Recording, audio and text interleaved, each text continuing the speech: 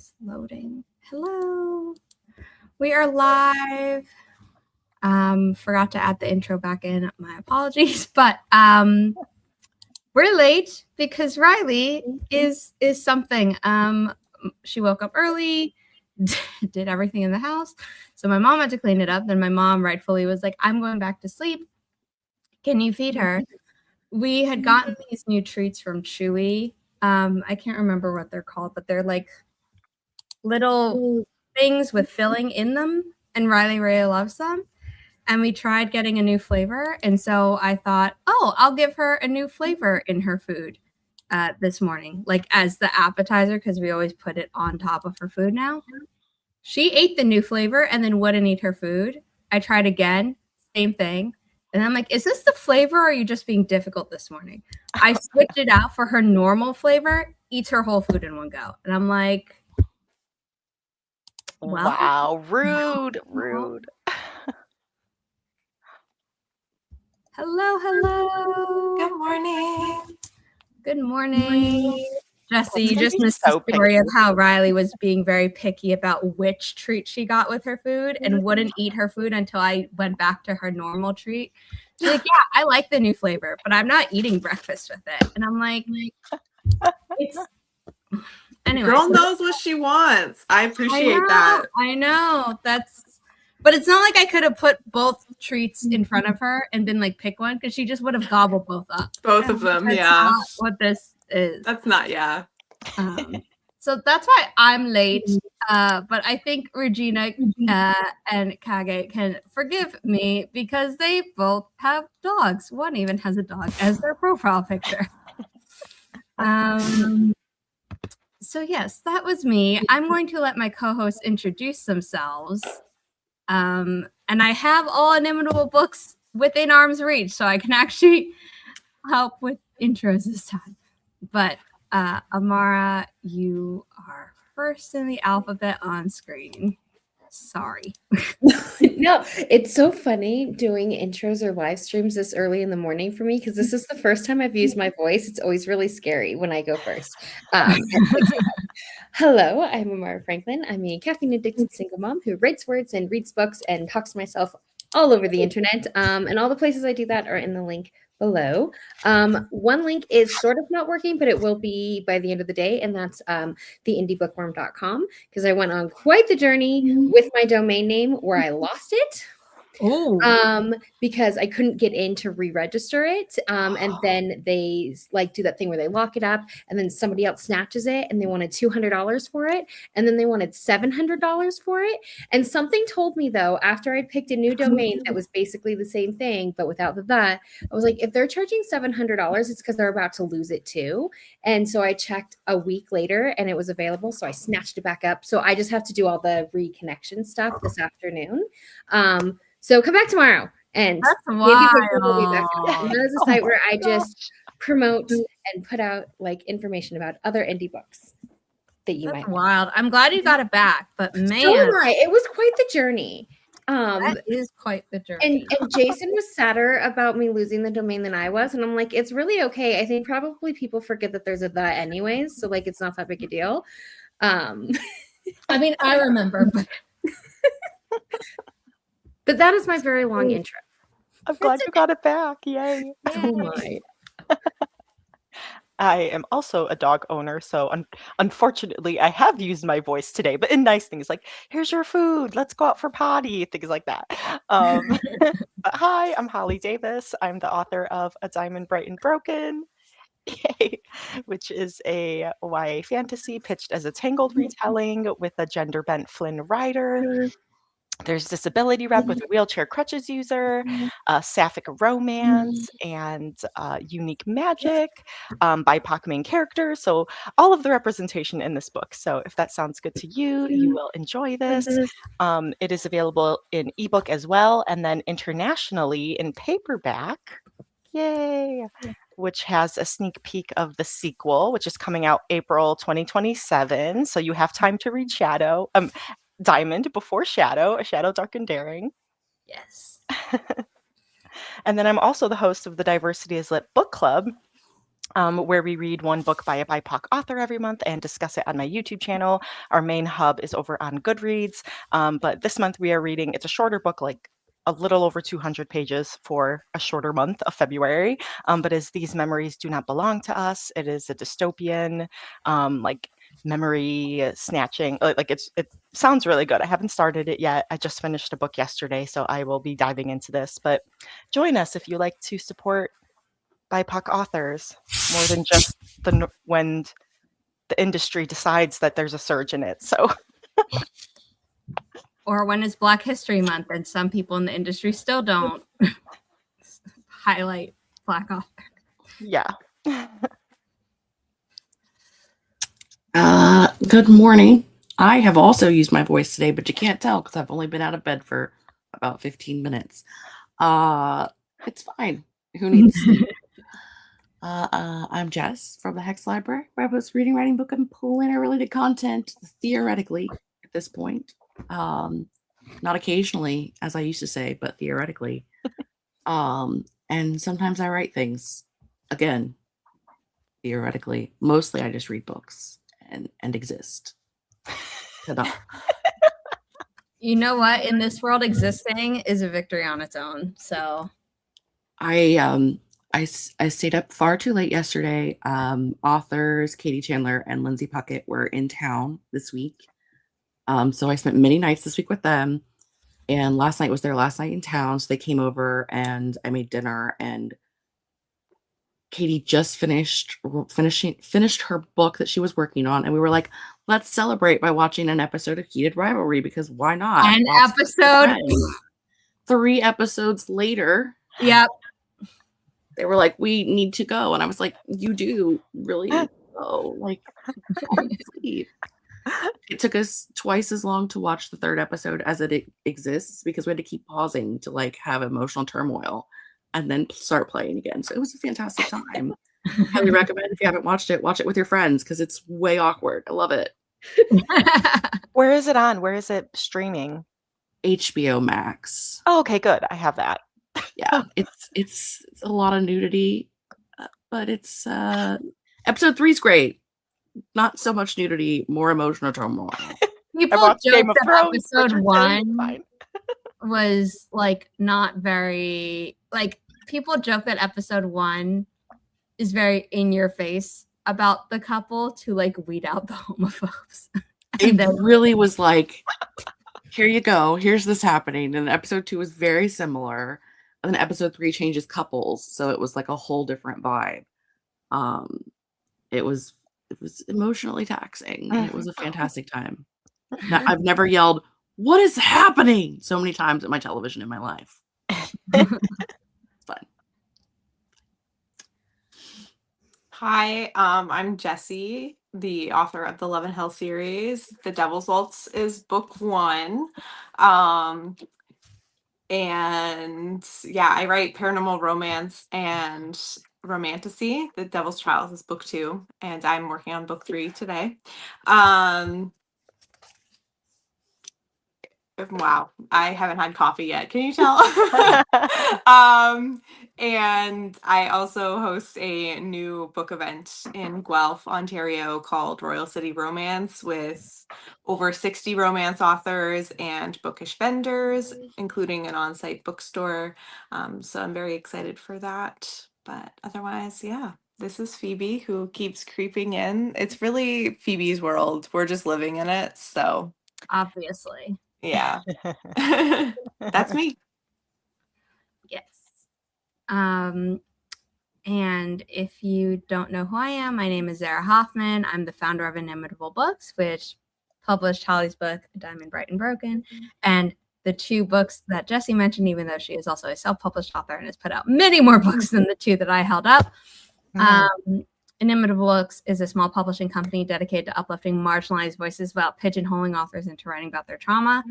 Authors who choose to do own voices in any capacity are obviously encouraged, and but that is totally their choice. However, one author who absolutely decided to go all in on her own trauma is Becca C. Smith, author of Grandma's Little Secret, which fictionalizes true events, inspired by true events, where one girl's life is changed forever when she foils a murder and becomes a target herself.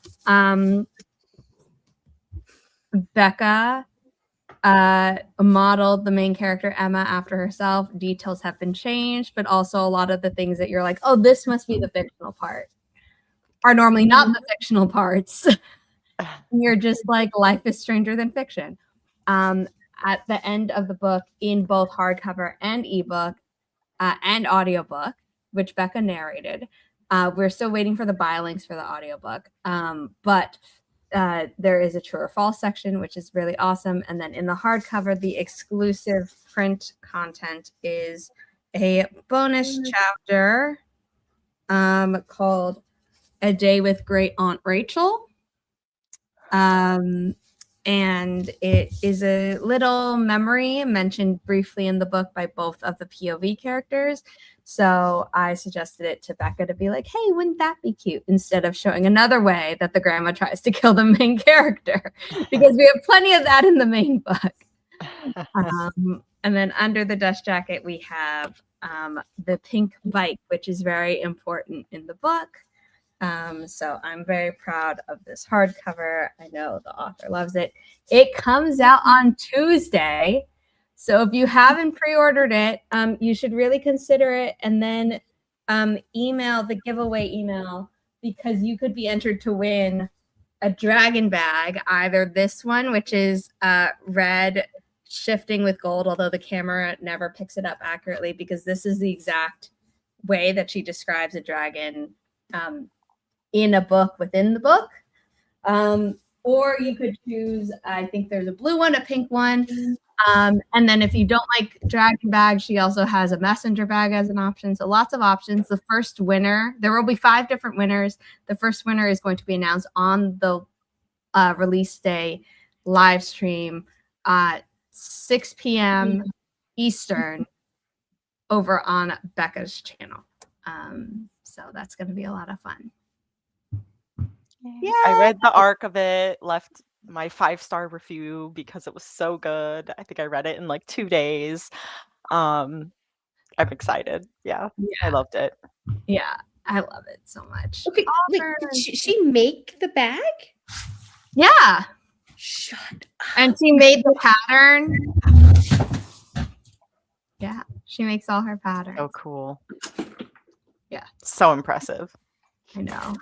I can't sew to save my life. That's not true. I can mend something, but I am not good at like sewing based on the pattern. Mine's covered in dust, but she also exists. This is Nissa. I need a name. Gosh. I've just been calling mine Daltarine, which is the character in the book that is the dragon. And it's like a bag, so you can like put stuff in it and carry it around and be like, oh, I need your face. Hold on, let me open up my dragon and like pull out my debit card. Yeah. Yes. I wear mine to the Renaissance Festival a lot. My phone and a wallet in here. Oh my god, that's so cool. She also makes these little bags. Hold on, let me answer my phone. I just have to open up my dragon really quick. Let me ask the dragon. Let me see if the dragon has my phone again. I think it ate my phone again. Shut up. I need. Yeah, if I submitted my pre-order receipt and I'm like, if I get the red one, I'm gonna name it Thorn because of the inheritance cycle. I love that. The blue one, Saphira. Like I just have to. So yeah. Well, so if you're picked, you get to pick up the remaining bags. So if you're picked first, you can pick any color if you know. So and if you're thinking, how do I enter? You can go to Inimitable Books, click on the gorgeous but also creepy book cover of Grandma's Little Secret. You'll be taken to the book page, and then there's a button to enter the giveaway. Auburn ordered a signed copy from the Mysterious Bookshop, which is an event that both Becca C. Smith and Kate Kavanaugh for her book, Thanks for Watching, will be doing together. They will be in conversation.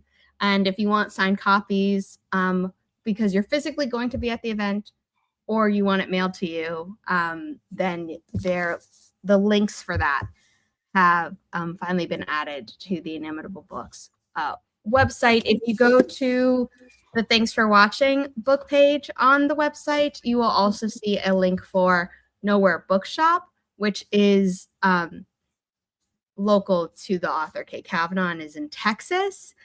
They also do shipping, and she's doing signed pre-orders through there as well. So you have two options for this book, and then the Mysterious Bookshop here.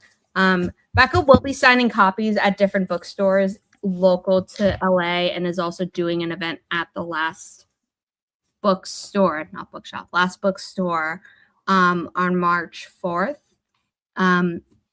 But we've been having some problems with bookstores ordering her copies on the West Coast, and we think it's just because all the snow messed up the delivery of the books to the warehouses. So yes, they will be available in places. It's just a little bit of a hiccup, but it's all good. The book is still coming out on Tuesday, and I'm very excited. Okay, spiel over. If you have never used the Forest app before or been to one of my live streams, and I say my because I've been doing this before I started in Inimitable Books, I use this thing called the Forest app. And let me unlock my phone so you can all see the icon. This is the icon. There's another one in the app store that looks like it called Flora. That's not what I use. This is a productivity timer app. You can make a free account, and then at the top of the screen there are icons. You tap them, you make sure that you have the timer selected, not the stopwatch. And then you turn on Plan Together, and you turn off Deep Focus, so that if you get a phone call from like a family member, a doctor's office, et cetera, that's really important, and you have to answer. You don't kill the tree for everyone. The app sometimes outs who killed the tree to everyone in the room, but at minimum, it outs it to the host of the room. And even though I don't share that information online, just save yourself the potential embarrassment, because sometimes we do have to answer the phone when we're trying to work. What am I going to be working on today? I'm going to be working on continuing to edit Holly's sequel. Yay. And let's share the Forest room. We have a Jess and a Jessie. Jess and a Jessie, lots of cats and dogs between all the people on screen, which I love. And my minions are sleeping, but if they wake up, let's hope that they don't, because it's again only 6:30. Not even. I also have a Jessie, but it's a Human with an E, and he won't be seen, but he would definitely be heard.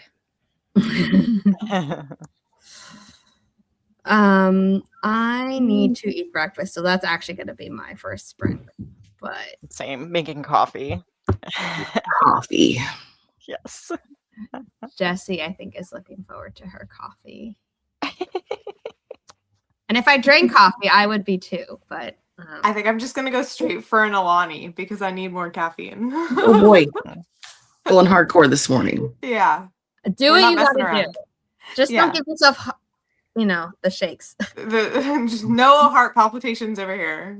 Yeah, I had run out of my migraine medication years ago while I was still in college, and I had this old medication that worked, which was basically a caffeine and painkiller combined, like caffeine pill. Yeah. And I took it, and I literally started shaking because I hadn't had it in so long. It was just so funny.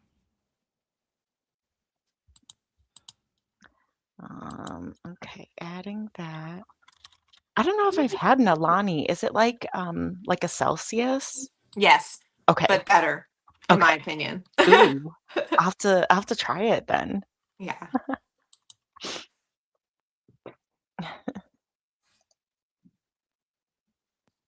I love Alani, okay, but and Celsius and just anything that gives me energy, but to cut back on them instead, because I find that when I drink those, I also stop drinking water throughout the day. So I get those little packets that you put in your water, and each one has like 100 milligrams of caffeine in it. So then I can say look, I drank all my water today, and I'm so awake. Nice.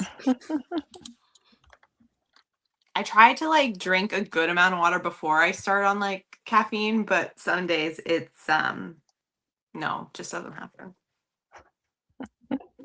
Oh, Zuko's here. Hey, Zuko. Twinning. It's my favorite water, and I Me say too. that even over New York tap water, which I do love the taste of. Yeah, I will refill them though. I just like this because this is a liter and I try to drink 3 liters a day. So I'm like, okay, I just have to drink 3 of these. That seems more Yeah. manageable than, I don't know, Yeah. like a smaller bottle, like 10 times. I like this small one just because if I'm going somewhere, it fits in my Yeah. smallest purse.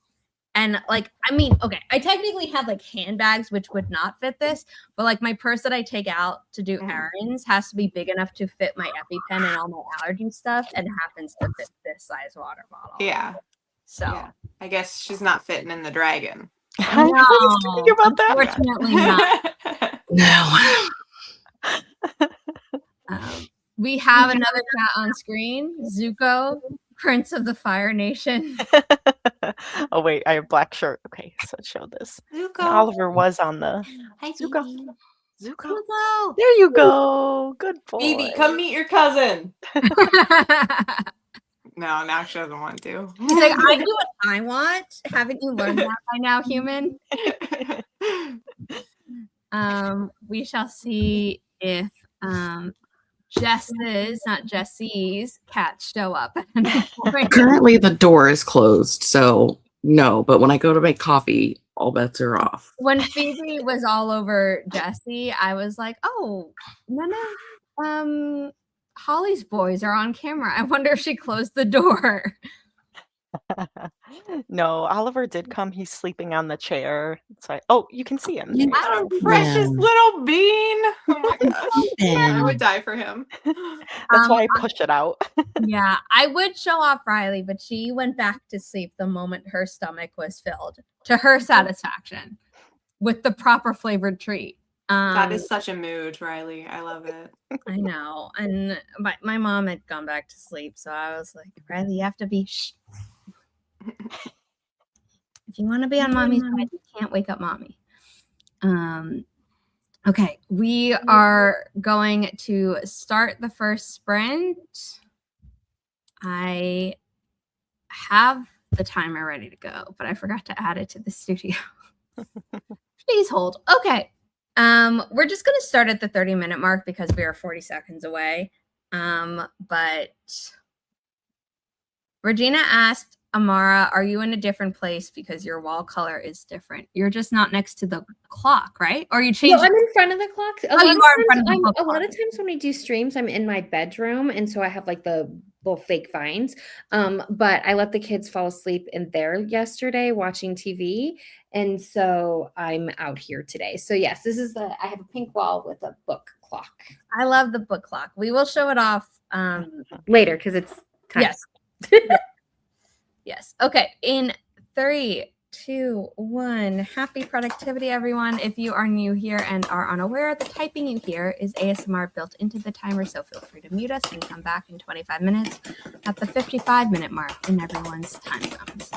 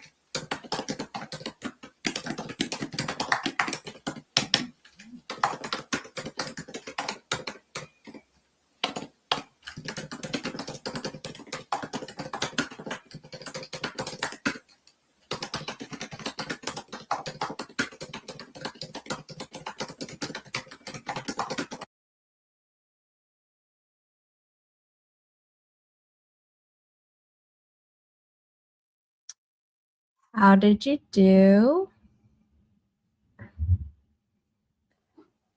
So I got a little distracted.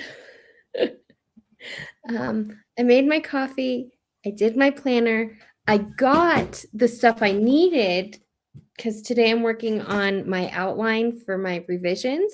So I got my copy, got all this stuff. Then I went to post that we were doing the stream on Threads, and then I just sat on Threads. Best intentions. Yeah. But I shared the stream. A worthy distraction. Yeah. Sounds good to me. I also got coffee, much needed, and then I made a egg and cheese sandwich, which I'm almost done with, so that was good. And then today I'm supposed to post the Diversity is Lit book poll for our March book pick, but I had some, whenever I see like books I like, I'll like screenshot them on my phone. So I'm like, oh, let me see if there's any that could be options for next month. So I was adding those to our bookshelf. And then next sprint, I'll be posting the actual poll. So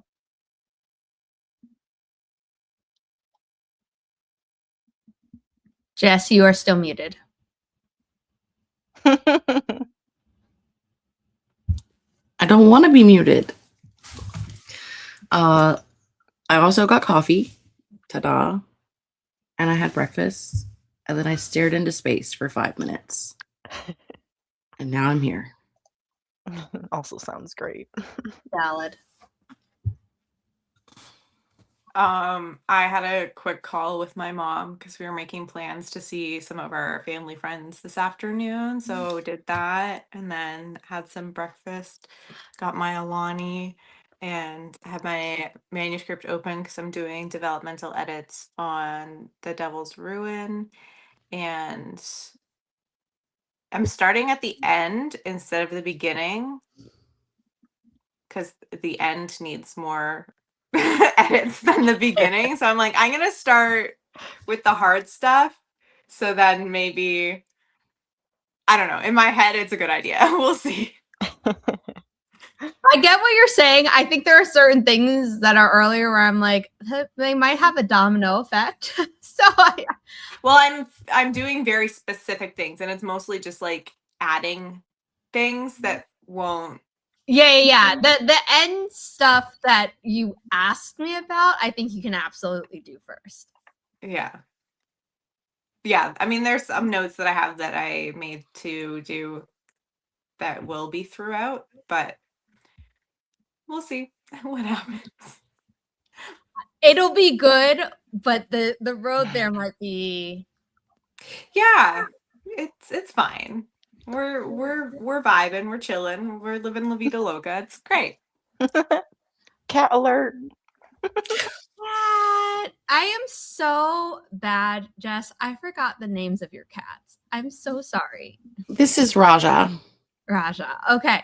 The moment you said it, I was like, yeah, obviously she has a cat named Raja, but I also don't know that I would have visually been able to be like, that one's Raja. Yeah. She's being very needy. Cute, so cute. Oh, which is normal. This is normal Raja behavior. Little face. Oh, so cute.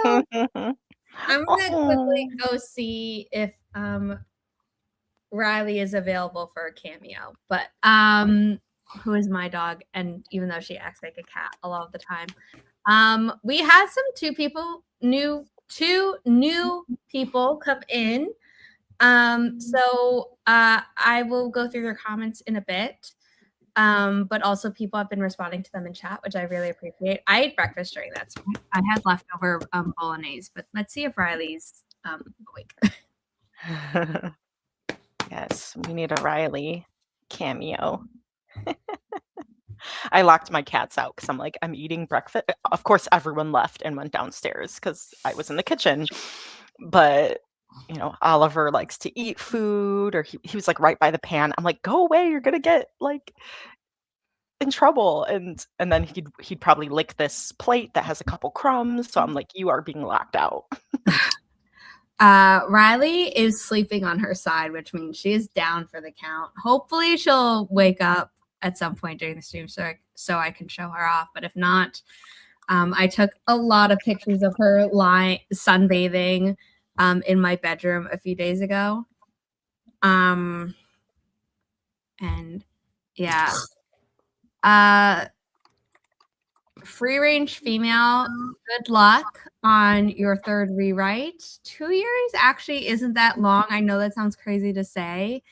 But like, good for you. And good luck on your deadline, as Regina said in chat. Lightonic Man, saying getting your novel into the right hands means you need to know who your audience is. And you said your book is like a fantasy book, but a sci-fi, which is completely different audiences, even though there is overlap. Like, I'm someone who reads sci-fi and fantasy. So you're going to have to like think about that. Also, I have lots of videos on this YouTube channel that aren't live streams where I talk about you should know your genre, you should know your age category, so you can find the right readers. Also, I am someone who decides all that early on so that I know I'm writing a book that will actually have an audience. There are many people who say write the novel of your heart. Who cares if there's an audience? And in some ways, that's also valid advice, especially if you've never written a book before. A lot of people's first written manuscripts are not the first ones that ever get published. And that's not, you know, if someone is self-publishing, it might be the first book they've ever written and the first one they published. But if they're doing traditional publishing, the reality is that the more you write, the better you get, unless you're someone who just doesn't take any feedback, in which case you might be not. But normally, you improve the more you write. And so an agent, which is necessary for traditional publishing in most cases, might reject an earlier manuscript you've written, even if you've revised that a bunch of times, because if you start off with better raw materials and then revise that, that normally ends up being better than, you know, stuff that came before it. But yeah, knowing who your audience is at first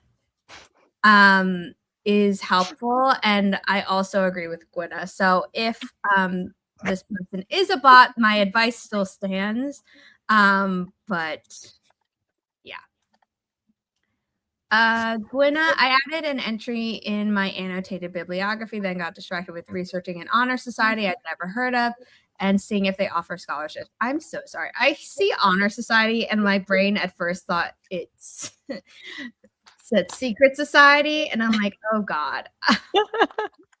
So we got too much secret society stuff happening in the world right now. I really don't want to know more.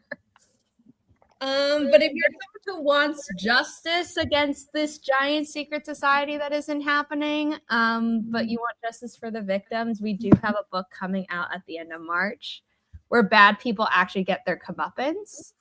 So you could check that out and pre-order. And that's all the book promo I'm going to attach to that because that felt icky, but also this book is like really good. I've been reading that book. It is so good. Zara was like warning me, like, this might be too much for you. So I've been like scared to read it. I mean, I told a friend, I was like, you're going to need a trigger warning for the trigger warnings, but like, if you think you can, when it comes out, I mean, the trigger warning list is now just a checklist for a certain set of files. And it's did we know? No. But did we have suspicions? Also, yes. Okay, but when almost ever has the secret society been the good guys and not secretly been bad? That's true. If you were only doing good things, you wouldn't need to keep it a secret. Ooh.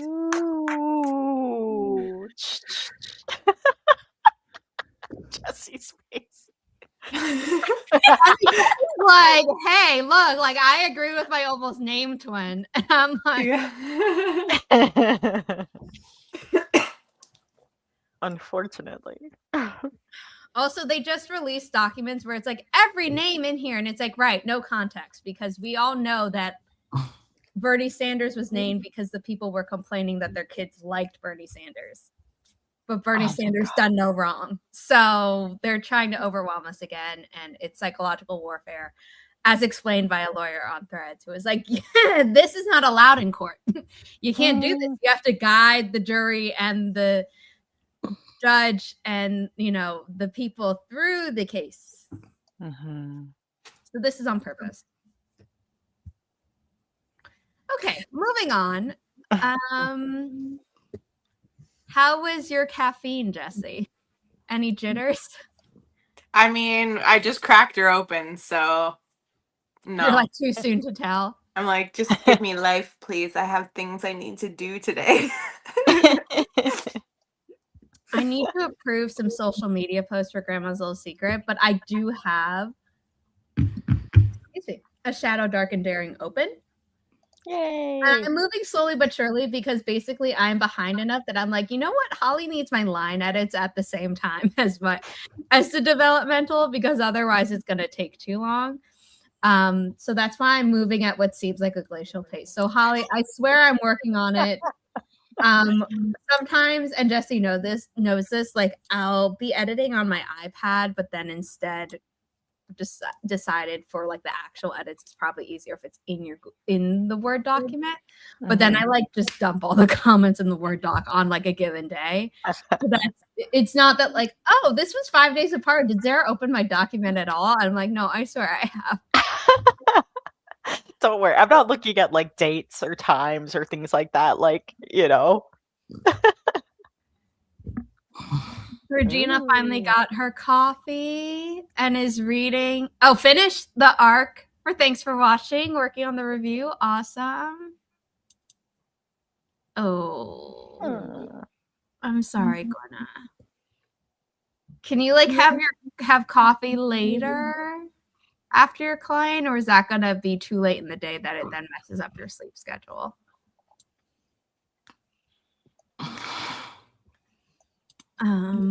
Okay, let me set up the forest room for the next sprint. Oh, I also bullet journaled during that sprint. I forgot to mention that. That was the first thing I did.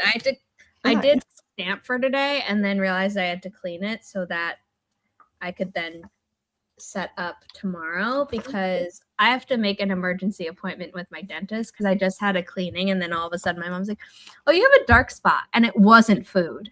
And it's like, I'm like, what happened? So that's fun. Can't wait for that.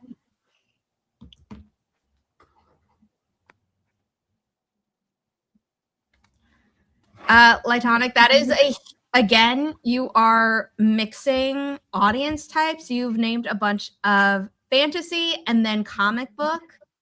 And while there are fantasy elements in many comic books tend to lend themselves more to sci-fi. And earlier you said it was sci-fi. Also, you said children's, but a lot of those comics are actually more enjoyed by adults nowadays than kids.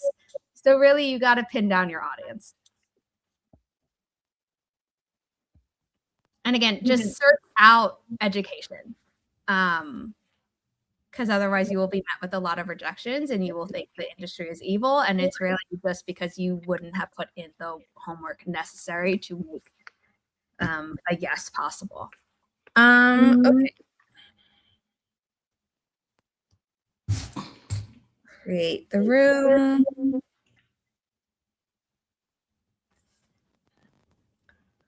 For Juliet, 3-5, Charlie, Bravo, Yankee, Sierra Golf.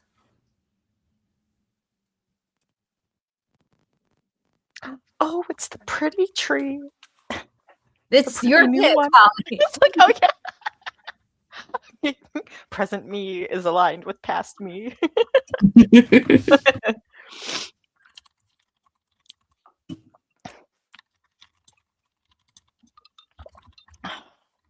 I'm trying not to like drink my coffee too fast. You're like torn between savoring it and just like needing to consume the caffeine. Yeah. I get it. But I'm old and I'll get heartburn if I drink my coffee Oh, too no. fast. So I'm Oh, trying okay. That you know what? That's a valid thing. I was about to say like drink it as fast as you need the energy, No. but you know what? That's actually not good advice. So I'm glad. I first started getting heartburn, like I was eating raspberries. And that was like, yeah, that was causing heartburn. And I'm like, what the heck? And That's a had to go wild to one. like the, oh gosh, what is the person called? Well, I went to my primary to make sure that I wasn't having a heart attack since I was having pain. They did the EKG. They're like, no, you're fine. But then I went to like, what is it, the GI specialist, and they're like, yeah, you have heartburn. I'm like, oh, okay. Well, at least it's not something worse, but it's kind of lame. I have a lot of family members who've dealt with heartburn, and I used to sometimes get acid reflux, and basically since my last endometriosis surgery, I had to completely change how I eat or how frequently.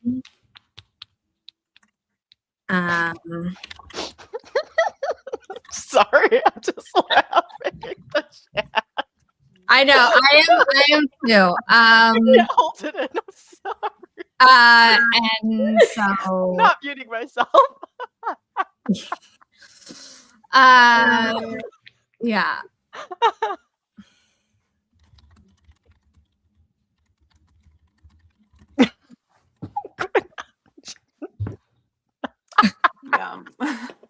Okay. What was I say? Oh, anyway, so I changed how I eat, and I haven't had that in forever because it turns out that red meat was just irritating my entire GI system for years, and I never knew. But it also explains why every time I tried to like have lactate and actually treat myself as if I had lactose intolerance, where it did nothing. Ugh, So that's annoying. better late than never. I mean, to me, I'm like, this is years too late to find out, but also I still haven't turned 30, so I call that a win. It took me 2 years to figure out what was causing me like to be in undescribable amounts of pain, curled up in bed, praying for sleep because it was the only time I wasn't in pain. Yeah. But it's been like a year since then, and we still haven't necessarily resolved it. Like, it's better, but I have to have surgeries, but I have to lose weight before I can have surgery because they're afraid that I won't heal from surgery properly. It's like this whole thing. So I totally get what you're saying. Like, knowing what it is like the best part. And then you're just like, it sucks that I had to take so many years to figure out what it was. But Yeah. at least you figured out what it was. Yeah. And you can adjust accordingly. I mean, I just had a really good doctor who I had found because I didn't like a different doctor, and found this person like on a recommendation. And she was like, yeah, you're describing classic symptoms of endometriosis. And I'm like, I have had multiple other female doctors, and none of them thought to mention this. And Wow. well, you have to know what to look for. And I'm like, okay, but you just said that I checked off every single thing. So it's not like it was hiding. Gosh. Like, my vitamin D deficiency took 2 years to show up on a blood test, even though I'd had symptoms for like 5 years. And my mom kept being like, have them tested. I was like, what do you think I'm doing? This was when I was young enough that my mom was paying that bill. I'm like, you see the bill from Quest. You paid for it. Like, Gosh. I'm trying. That's crazy that it didn't show up. Like, I've been like, for so long I was struggling, like trying to figure out why I wasn't losing weight, why my hair was falling out. Like, and then it waited until like my energy crashed to like 0. Even no matter how much coffee I had, I was convinced it was my thyroid because all the women in my family have thyroid issues, different types. So I was like, it is a thyroid. I know they test my thyroid. I also was having symptoms of hypothyroidism. Yeah. It's not your thyroid. And then I asked for them to test my vitamin D because then I remembered, oh yeah, I had like one test like a decade ago and they told me I needed vitamin D. I took it for 2 weeks and then forgot all about it for a decade. They tested my vitamin D. The lowest, like low level was 30. Mine was 14. So I started Yeah. taking vitamin D supplements. I'm like, oh my God, I have energy. I'm happy. Also, my diet was so bad. I found a nutritionist to help me. We're gonna start this sprint soon. After my last endometriosis surgery, because it was like, you need to eat an anti-inflammatory diet. And okay, well, that means no red meat. So how do I get protein? Because every website is like, have nuts. I'm like, I can't. You're like, so die then? Like, okay. Great option. Love So that. anyway, I was meeting with her and she's like, okay, yeah, there are definitely options for you, but also you're having like 5 grams of protein a day and you need at least 50. And so it's 5? I know. I'm doing well. Like- Okay. And then since I fixed that, I'm like, I actually have energy. Yeah. No shit. It's been amazing. Okay, we're gonna start the sprint before it becomes the 16-minute mark, which I have a very small window. So in 3, 2, 1, happy productivity.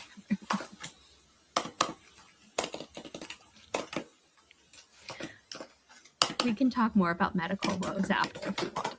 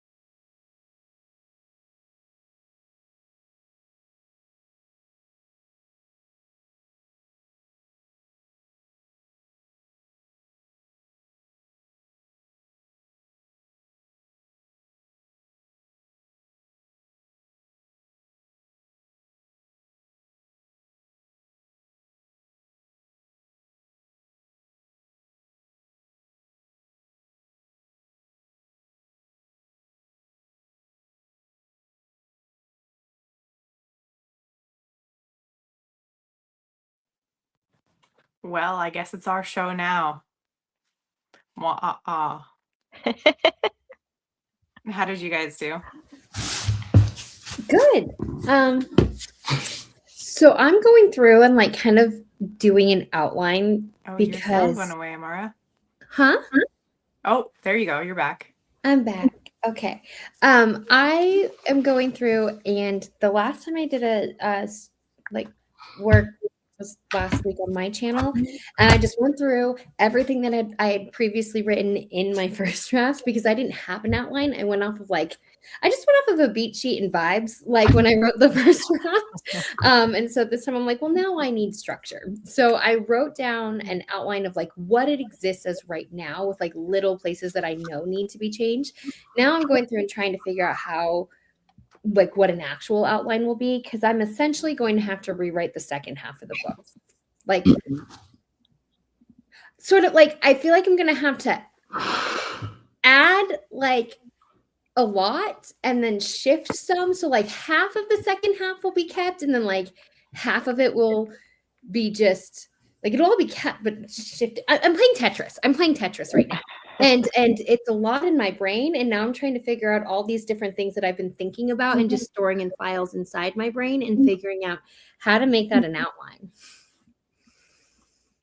Sounds complicated, but Yeah, it is. necessary. Like, Yeah, because I feel like I should have gone off of a beat sheet and vibes for the first draft, but then like I think I scared Jesse away. But now I'm just trying to make some sense of it, and I'm doing well with that. So that's what I did. Sorry, I think maybe Phoebe, maybe she like stepped on something. Was that Phoebe? Always. Yeah, I realized I was waiting for some advice from my mastermind group about these postcards that I was trying to make for the sequel, so that all of the book signing events I have this year for Diamond, I can say like here, and there's a QR code with like pre-order, cover reveal, just like all the links, like so to say like don't forget there's a sequel. So I just ordered those, and then I was working on the book poll. So now I'm just going through, and I always list the trigger warnings. So now I'm going through and trying to find them for all of them. So yeah, it was productive. I did all of the take care of the animal things, and that was pretty much it. Now I have hiccups, so doing great. I washed my hair and got dressed. Nice. Sounds great. I also need to do that. I feel so gross right now.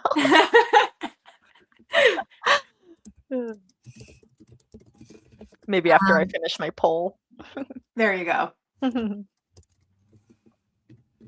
I read a review of Thanks for Watching, and they pointed out that Kate and I forgot to change a character's name towards the end of the book.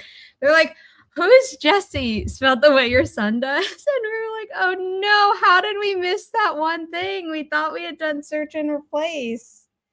Oh, and it was like throughout the entire rest of the book, it was fine. And then just in this one instance, and I sent it to Kate, and I was just like, oh no. So we're gonna fix it for the ebook, and then if we ever get, a second print run, yeah. It's always like, see, we're human. This wasn't edited by AI or written. AI could never. I know, the review at the very end, like, they had their goods and they had their pros and their cons, and then at the very end, they're like, P.S., who the hell is Jesse? And I'm like, You're like, that is a very valid question. That's a valid question, It's just like, At least Kate can like address it, like in Yeah. be like, hey, anyone who finishes the book, this is who Jesse's supposed to be. Yeah. Kate is now asking, she's like, when should I say the oops part? Should I wait and mention it after publication or before? I don't know. I mean, part of me is like, we have a large run up to it. So I would almost, not that you're asking, but I would almost I wait. kind of am. Part of me is leaning towards do it before Pub Day. Because like you still have time to fix the ebook, so a lot of readers won't even know that there was a name thing. Yeah. Yeah, And- maybe after, because people will forget. Like she'll say it, but people haven't read other than people who have the arcs. But Well, or who get the physical printed copy where that yeah, mistake. but then after, I feel like on or after release day. mentioning it. I have also seen authors that will actually make a comment on Goodreads, like on as their review, like, hey, this part, blah blah blah, whatever, and then enough people like it that it's like the top review. So when people are like going to look at it, then they see it and then they're like, oh, okay, that makes sense. Instead of like having to go somewhere separate to see like an announcement about it, I have seen that happen before as well. Yeah. You could also add it to the end of the description of just the hardcover on like retailers. If that's, I don't know how you change that on the back end, if you'd have to do it for each individual retailer or it's just like one thing. No, I could do it for the format and then it gets pushed out. I don't know how much we want to call attention to it. I mean, that's fair too. Yeah. It's one name, like it doesn't change the book at all. So yeah, it's just at the end. It's like, oh my God. Hi, baby. And it's like buried at the end, and I honestly don't know how I missed it, other than explaining that like it was at the end, so maybe that's why our eyes like got a little crossed. Human error, not AI. I mean, I know. I mean, like really, like all the posts on Threads where it's like a crazy typo, and it's like AI could never. Yeah, seriously. You can easily spin it to be like a funny thing. Yeah. And I think we'll do that. It's really just the timing, and it's fine. But yeah. So the first part of that sprint, I was like looking at the social media posts, and then I took a bio break, and I was like, something smells wrong, and Riley had done something else in the apartment, so I cleaned that up, and then I was like, let me see if Regina has posted her review. Yeah, and then I see that review, and I'm like, oh, this person like updated. They're like, I want to read it to like an actual review. Let me see. And then I was just like, well, I mean, the good news is the big tell when something's been written with AI is that somebody will forget to remove their AI prompt from the book and then publish. This is how you can tell it was not written or edited by AI because there was a very normal human error. Oh, yeah. I did not start bio break. Someone else on AuthorTube did, but like I really like it. Also, I don't know what that NART was. I was just like, it's like I've been watching too many Bridgerton season 4 interviews where Yerin Ha, who is she's Korean but also Australian, she'll be like, Nar. Yes, I heard that. I was like, wait, hold on. I'm waiting until the whole season is out because they did the break thing and then it comes back like weeks later again, right? Yeah, I need it all in one day. Thank you. Yeah, it was hard to be like, wait, but what happens next? I had never seen it, and then I watched seasons 1 through 3 and Queen Charlotte in like a weekend, and I was like, okay, yeah, it's so good. Season 2 is still the best in my opinion. Season 2, I say season 2, season 1. Yes, they did. Yeah. Oh, yes. I haven't even watched Queen Charlotte. I don't know. Queen Charlotte's better than season 2. That's my number one. Like, Queen Charlotte is my number Queen one. Charlotte is the queen. Charlotte's so good. I could not breathe. And then season 2, I was season bawling, 1, season sobbing, 3. drooling. It was not. Hey, y'all have convinced me. I am reserving judgment of where I'm going to rank season 4 until I've seen the whole season. But right now, I'd say it's like tied with season 3 for me, like in last. But like that's again, like I haven't seen the whole thing. Someone made a very good point on Threads that what was nice about season 1 is that we heard Simon was a rake, but didn't have to see it. But now we have to see all the men be rakes and then like clap when they end up with the girl that we like and are like, why are you settling, girl? This guy was a rake. But I guess they're like, oh, we haven't proven that reformed rakes make the best husbands. And it's like, but we don't need to see all the raking. Yeah, that's fair. Oh, I sobbed. Yeah. I can't even talk. I can't even talk about it. It's so good. It's so good. No, I mean, they would have gotten another month of payment. Well, no, I guess if someone only got it towards the end of January. Yeah. You're right. Unless they like start forcing everyone to pay on the 1st, which would also suck. But that would be a way that they could start like. I hate the part 1 and part 2 because it really kills the pacing. It does. Yeah. And for that's people who frustrating. haven't read the book, it's like I'm happy you get to conjecture, but for people who have read the book, it's just like, come on. Yeah. Or like at least if they're gonna do some sort of spacing, they could do like what they do with Love is Blind. Please do not judge me. Okay. I saw season 10 came out, didn't even know it yesterday. I was like, I just after caught the up last one, I was last like, I'm never watching this show again. It is so stupid. There's so many lawsuits. Then last night at like 10 o'clock, and I was like, oh. Okay, well, now I know what I'm doing all night long. Yeah, like it's horrible. But they at least do it like every week you get a chunk of episodes. So like if they're gonna do one, like if they want to split it in half, they could do half on Wednesday and then half the second Wednesday. And if they want to get more money out of us, start it at the end of January, then you get it the next February. This is Auburn. Yes, I love your fix. And Gwenna, yes, this is the ranking. Also, in all the books, the men are worse than they are in the show. However, the book, The Duke and I, actually handled this correctly, the icky Daphne stuff. Mm-hmm. And the show instead was like, oh no, it's all the man's fault. And I'm like, look, do men do wrong? Yes. Do they need to be held accountable? Yes. But women can also do wrong. In the case of Mother Mercy, I support women's wrongs, but that's her also making the system right. So yeah, I think season 1 would have been my favorite if it wasn't for the Daphne stuff. Like I really, because that's one of my favorite, like I really like that trope and stuff. Like I really liked it. Like I really liked it. Then I got to those things and I was like, I forgot about that. Like, I haven't read the book. So I was like, what am I watching?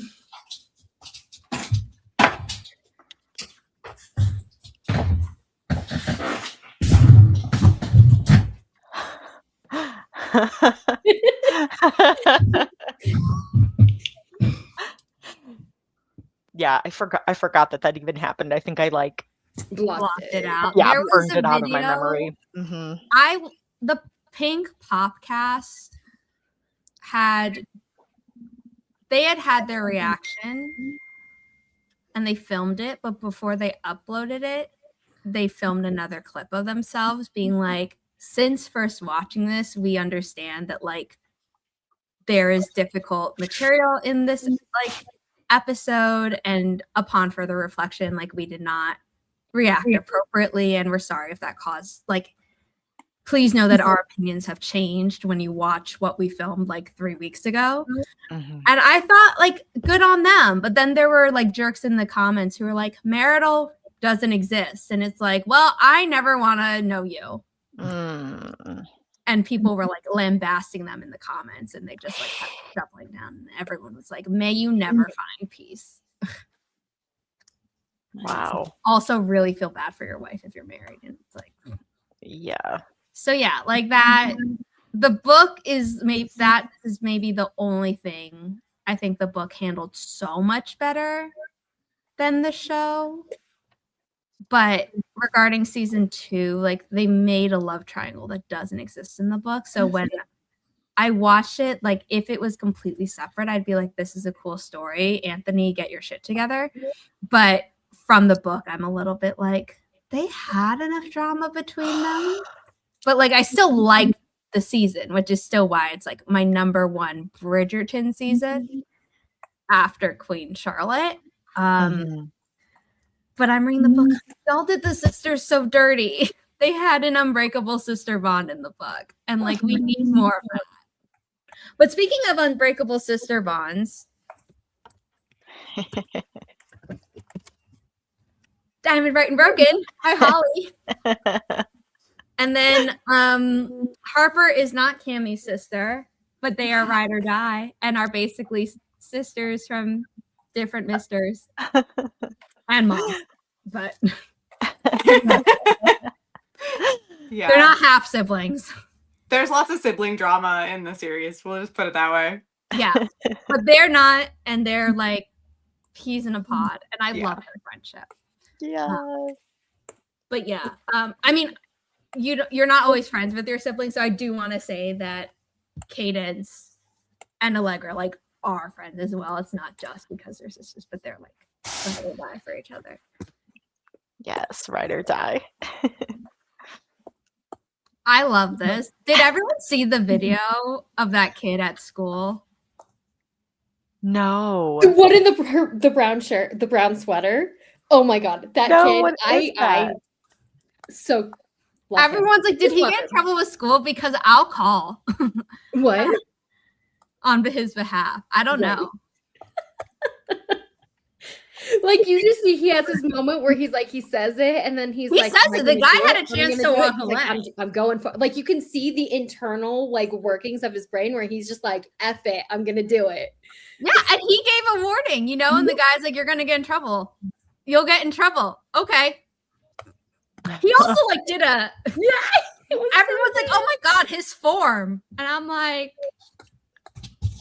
I don't condone violence, but You're gonna Gwen. get in trouble. Guido was living for it. Yeah.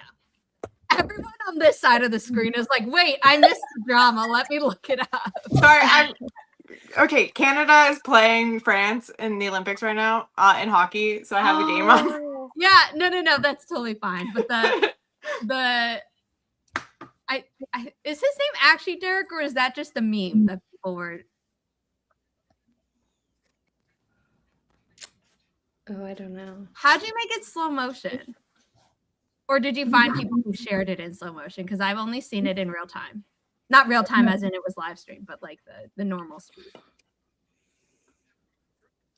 Also, people were saying that was a paid agitator. So like extra. It's in a school, so like I don't think so. It looks like they were like 14, like 15. They looked like they were in school in like a high school. I don't think it's a paid agitator. I think it's just an idiot kid with a cell phone trying to like stir up stuff at school because kids are really dumb. And I say that lovingly with two kids that are lovely. And No, so kids are dumb. No, you can just say it. I don't have kids. Kids are dumb. Kids are dumb. We were once kids and we know kids were dumb. It's like I took a class on generations, and it like statistically proved with science and sociology studies that like when older generations say that like we weren't that dumb, it's like you just didn't have social media. Yeah. That's so true. And it's also like, oh, if you didn't do anything dumb as a kid, then why at Thanksgiving do you share those stories of you doing dumb stuff as kids? I thought you said those stories didn't exist. So one of my favorite things that my dad would like tell these stories. Now he like won't tell the stories to my kids because he's like, if I do, I'll give them ideas. But it was like little pranks that he would pull on like the neighbors and stuff growing up. Because it was like he was born in 1953. So like it was like what, like late 60s when he was like a teenager or whatever, and like things that he would do to, I'm pretty sure it's the same neighbor. I don't know if it was the same one or just different ones, little pranks, and they were really bad. So I've made my character in my book kind of do really naughty things when she was in high school, and like there's the neighbor that she used to do all the pranks that I put in there are things that my father literally legitimately did to his poor neighbor in New Jersey. or neighbors. I don't know. I don't know if it was one person and he really didn't like him, or if my dad just did not care and would just go prank all the neighbors. But yeah, it's lovely. I think it was in college that my grandfather apparently set off a stick bomb in the lab, and he like went to a good college.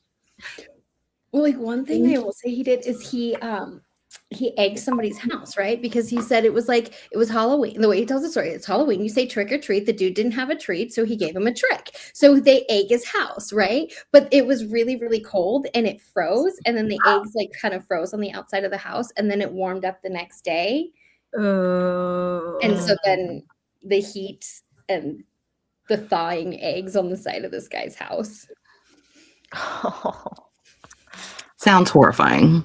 But I kind of like that logic of like, you didn't give me a treat, so I'm gonna give you Give you a drink, yeah. And it's so funny because then here's like my father, now this grown adult with like dark hair, graying hair, like all laughing, and you can just see the teenager inside his little brain, but it's like coming out of this like 60-year-old, now he's older, but when he told me the story, like 60-something-year-old man with a thick Jersey accent, like.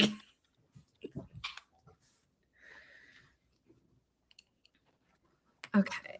Oh, pumpkin. Love it. There's a pumpkin. For the forest. Sorry. Yeah, That was out of context. I was like, what? Yeah. Wait till- What am I missing? The I got tree it, is a I got pumpkin. It's spooky all year round.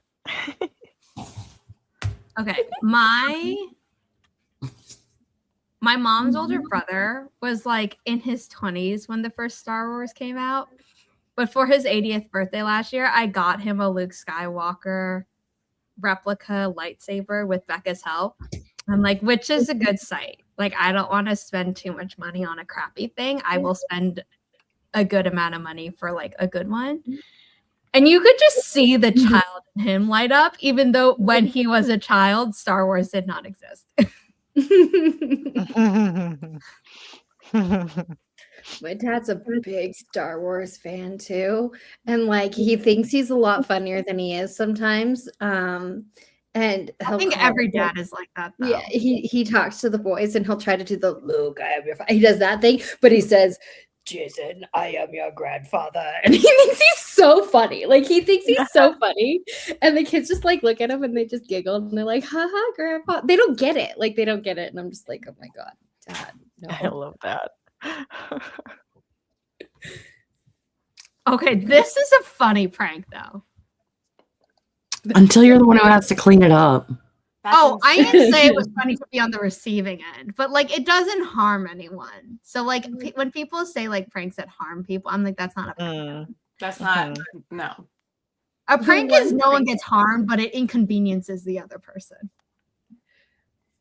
One time I ever did a prank, I was like 11 or 12, and somebody convinced me to go TP the house across the street, right? Because there was a kid that lived down the street who was being a butthead, and he used to make money, but it was like a vacation rental, and he would get paid like, $10 a week to go rake up the leaves and take care of it. So we're like, we're going to go TP this house that nobody lives in. So it's like harmless, right? It was somebody else that convinced us to, but we're also really dumb and thought that like no one would know that it was us, because of course it's like, there's only 4 kids on the street and one of them takes care of this, right? So first of all, that was dumb. Second of all, we used my toilet paper because my dad had he goes and buys, like, he had a big old thing of toilet paper. So we're like, yeah, we'll just, instead of getting a couple rolls from each house, we just get it all from my house, go across the street, TP the house. And then my dad gets a call the next day, like, hey, do you know who TP'd the house? He's like, no, I can ask the girl, like I can ask in whatever.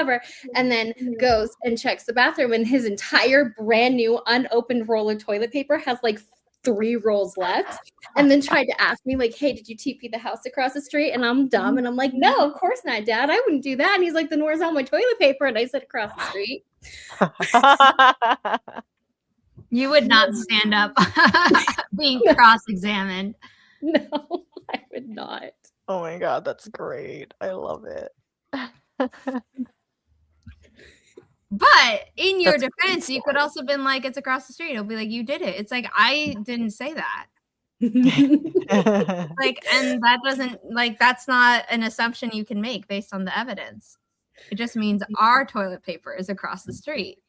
And when I was in high school, I kept ditching class. And I was getting it like nobody will know. Again, idiot. And so then I get told by my French teacher, if you don't come in with a note tomorrow excusing like all of these times that you weren't here, we're going to like, you're gonna get detention. We're gonna have to call your dad, whatever. And I'm like, okay. So I go home and I try like writing a note and like trying to forge my dad's signature. And I'm like, this is never going to work. So I fold it up, I rip it up, I throw it away, and I'm like, I'll just get my detention. It's fine.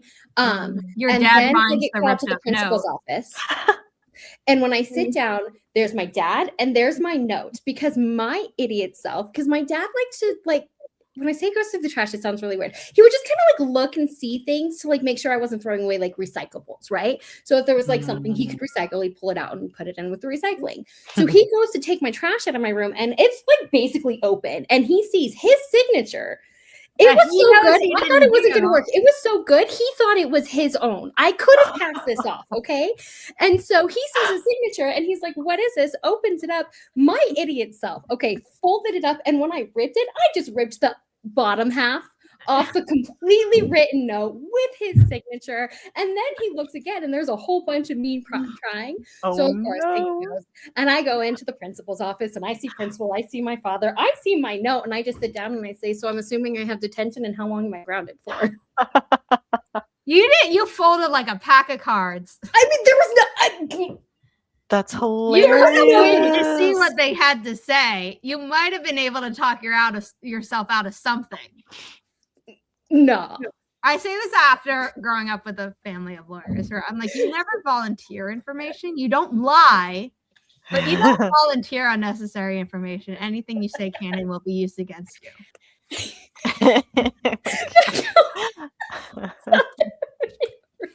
That's yes, but yes. Okay, I'm gonna stop talking. Yeah, I gotta go dry my hair, so I'm gonna turn my camera off for this. No worries. No worries.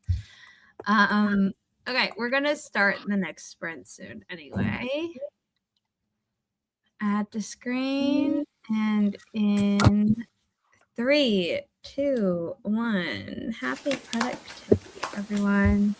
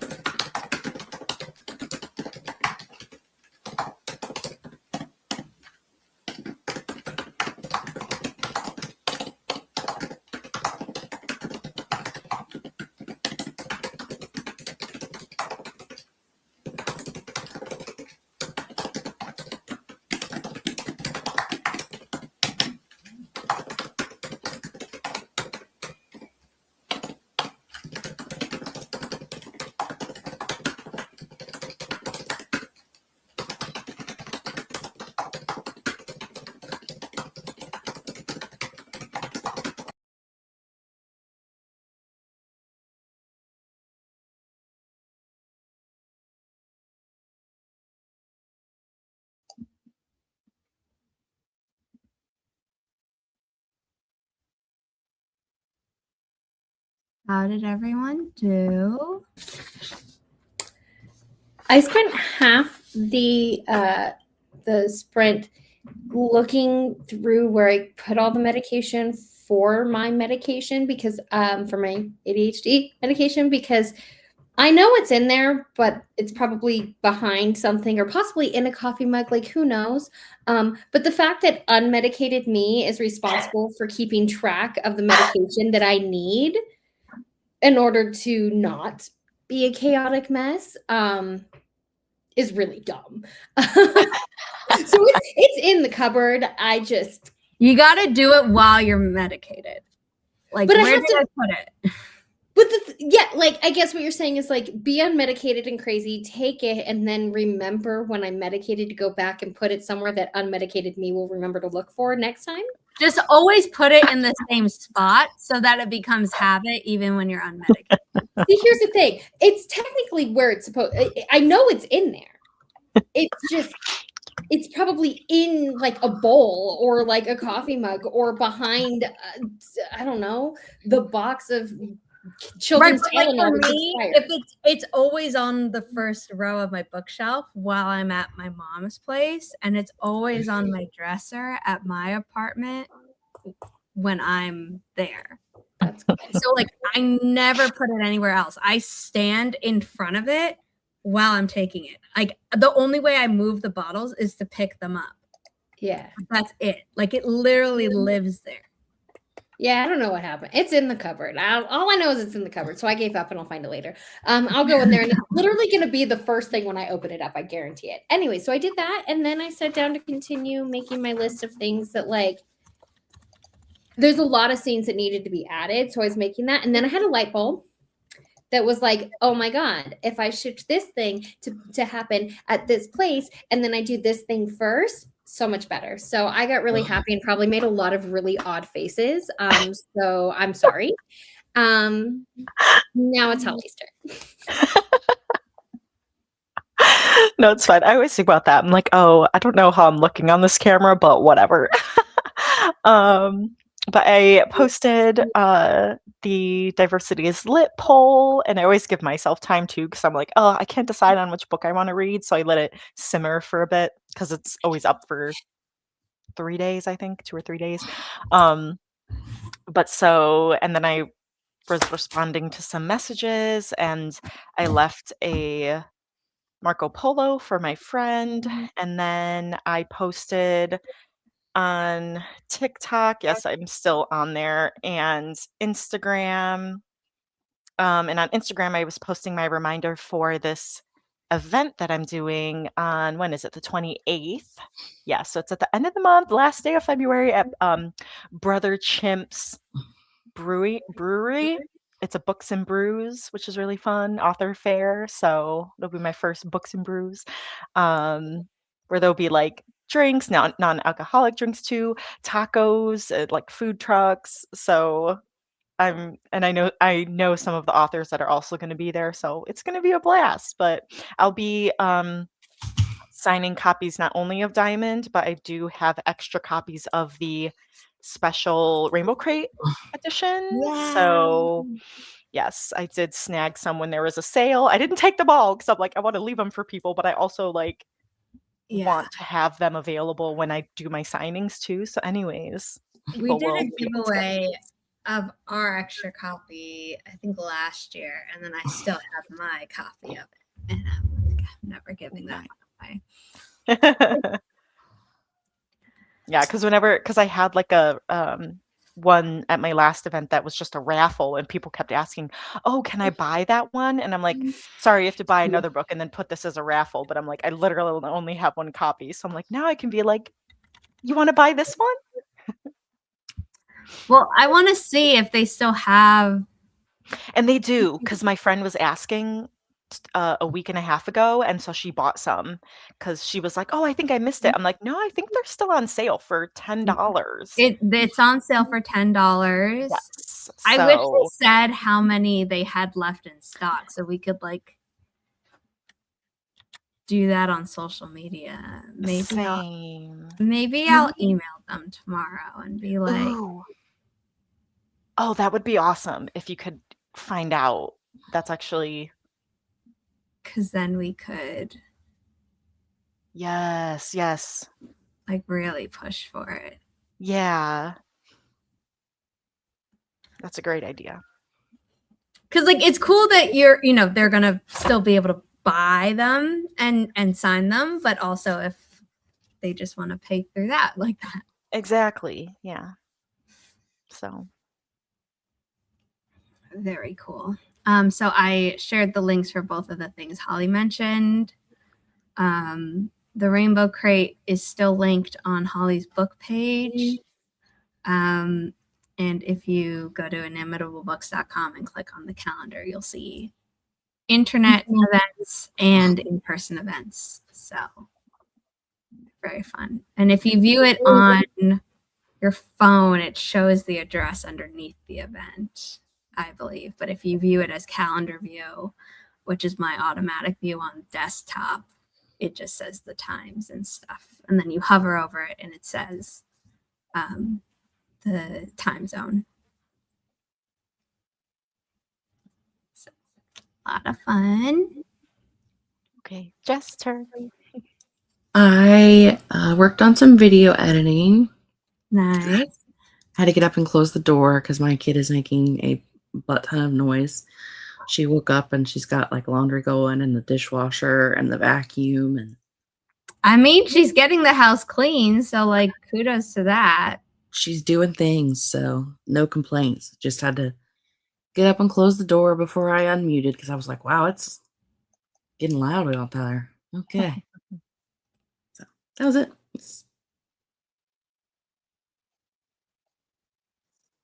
I dried my hair and am working on some world building stuff for the book that I'm editing, and also getting distracted by the hockey game. But Canada's winning 3-1 against France, and we just started the second period, so yay. Nice. What did I do? I replied to some messages. I edited the blog post that the social media assistant drafted to go live on Tuesday to be like, Grandma's Little Secret is live. So I worked on that. And yeah, the social media stuff is done. So we'll be able to do Holly's book editing during the final sprint. I'm going to go see if Riley is up. There's so much to do. So I always do that. I'm like, I'm going to do this. And then there's all these other things I have to do before. And then I don't do what I set out to do initially. Or I get to do it in the last like 5 minutes of the last sprint.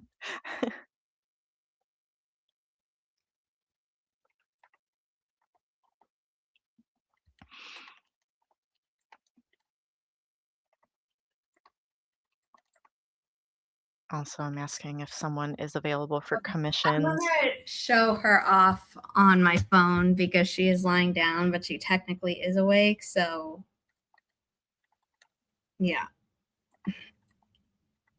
Be right back. She's laying down being good. Let's not disturb her too much.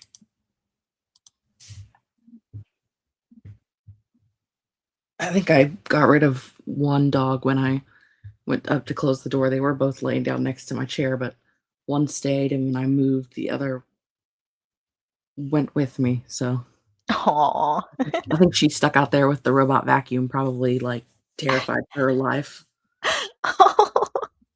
Poor thinger. Oh, there she is, sleeping, hanging out. Just being a fluffy doggo. Aww. Aww. Just leave me alone. She heard your collective awe, and that's why she looked up.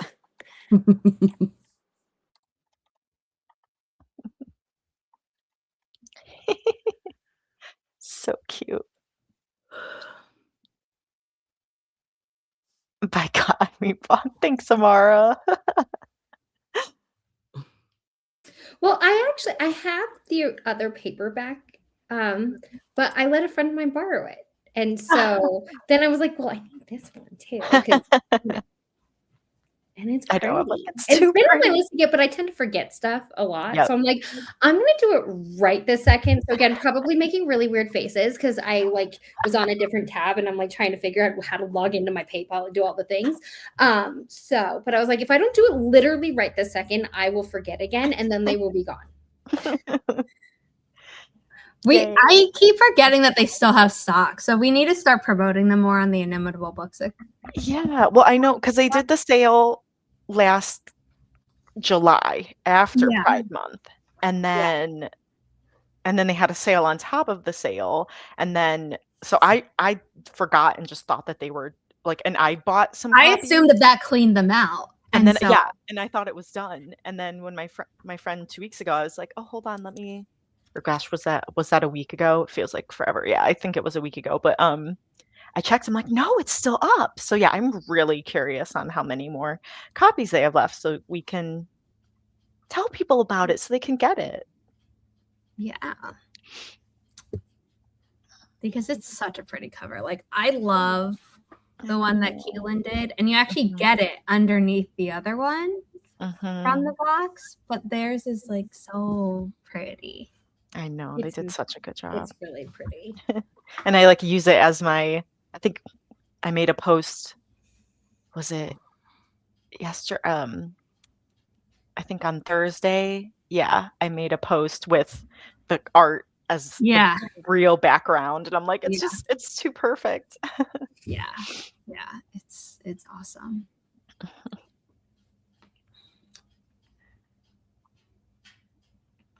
But I just messaged someone to see if I can commission, because they did art for my author friend Brittany Wang, and I really like her art style, and I'm like, I also need art of another couple that is prominent in shadow, and like I need that art in my life, and I think the readers would enjoy that as well, because they are a reader, at least beta reader and critique partner favorite. So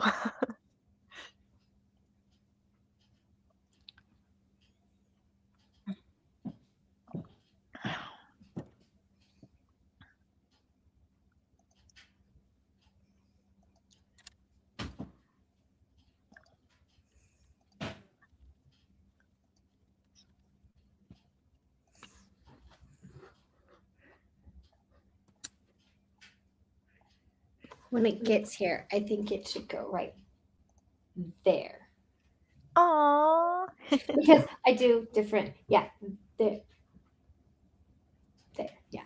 Aww. I have to change all the books on here. I was going to say, does your clock have a theme? What was that? Does your clock have a theme? Yeah, so I try to, like, I change them out every once in a while, but I try to go like a romance, a thriller, a romance, a thriller, a romance, and then I'll throw in like a fantasy every, like I usually will put like, right now I don't have any fantasies, but when I do put a fantasy, I try to rotate it and then either put the fantasies at like 3 o'clock or 9 o'clock, whatever, right? And then there is, but there isn't. I also go by whatever I think is pretty and I want to look at. And when I do stuff like this, I think putting it there would be good because then people can see it and it's really pretty. Yes. Because you can change them, like their shelves. That's so cool. So. Oh yeah, when the cats aren't on their spot, then it covers up my little diamond shrine behind me. Oh, that's so cute! Oh my god, I love it. But then I'm like, I have to push that out for the cats. So. Aww. I just have gotten my 4th unsolicited query this week. I don't know what happened in the publishing. I'm like, I went through a period of it. So are you even open right now? No, I didn't think so. No, but like I'm getting it from some agents, but also a ton of authors. I'm like, I literally updated the website so that it's on every header. Because I thought I'd done that forever ago, and someone pointed out, no, it's not on every header. And I was like, oh, okay. So I spent like last weekend doing that. Mm-mm.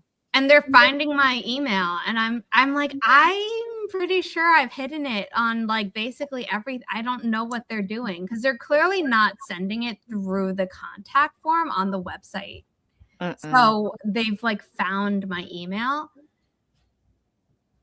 and I got one that said publisher, and I'm like, immediately, like I have a folder for unsolicited, and you know, some of the literary agents that I've been, you know, inviting to do Q&As for the paid Inimitable writing community, which has the Query Ready course and helps, you know, teach writers like earlier, know your audience, know how to package your book, and then like make sure your book actually delivers that. And if it doesn't, here's how you revise it. So you're putting your best foot forward. They're like, yeah, I don't necessarily ding people who submit if I'm closed. And I'm thinking like, you should, because they're not reading instructions. Yep. Like, Yeah, you have an agent list. You say, okay, this person's closed for now. Then you check in. I think when people so I had mentioned the thing about getting queries from agents still, even though we're closed, and the agents were like, oh, you need to mark that, like say that like agented submissions are also not accepted. Wow. So then I updated that where I said closed to all queries or closed to all submissions, agented or not. And I'm still getting queries from agents as well. And I'm just like, you don't like it when they do it to you. Why are you doing this to a publisher? Like, wow. so I just rude. ROOD. like I keep records of it. I'm like, if you can't follow that instruction, how much do I want to work with you in the future?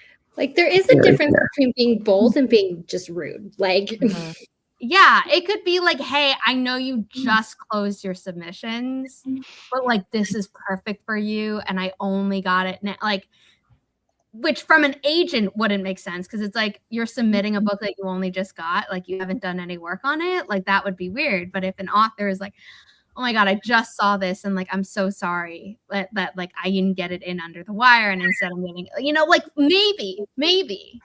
But like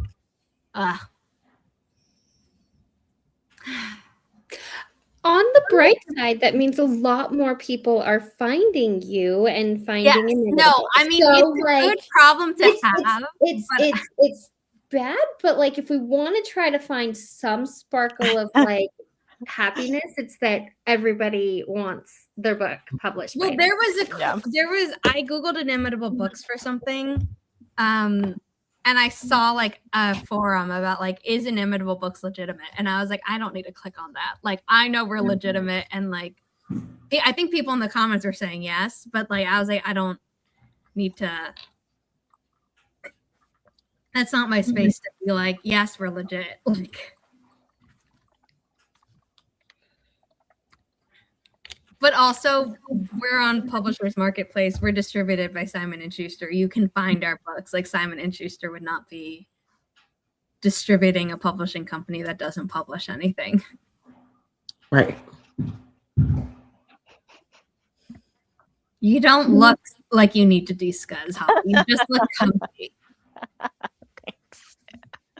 I've got my phrases: blobbing, de-scuzz, put my face on, put my eyes in. Yeah, I just I love to put my face on, and like a lot of people say that, but I think my favorite phrase of yours is blobbing. Yes.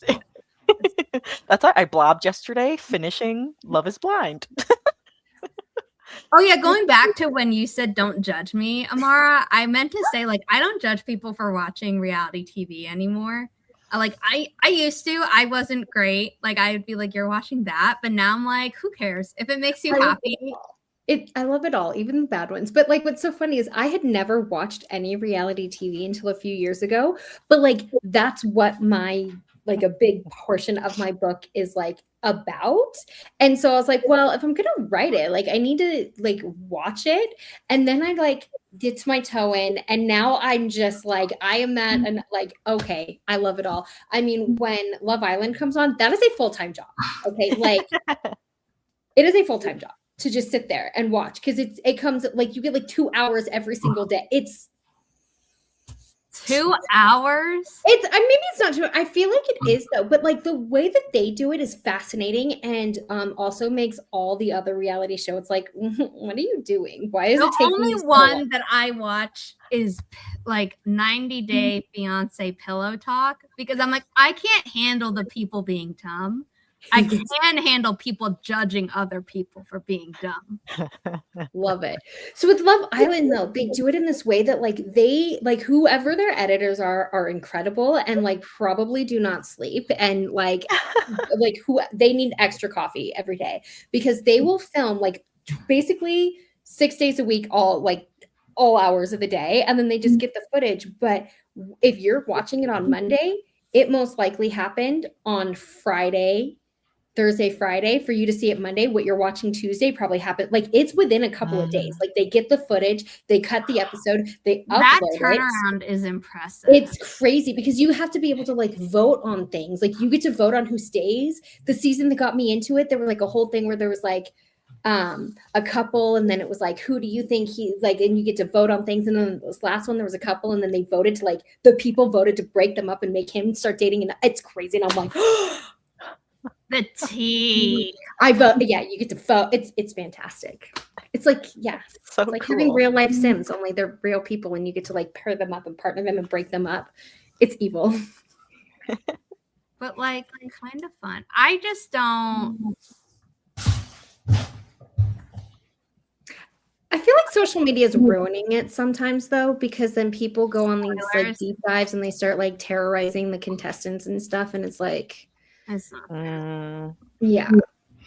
Okay, we are going to start the sprint. We missed the 55-minute mark, but that's okay. In 3, 2, 1.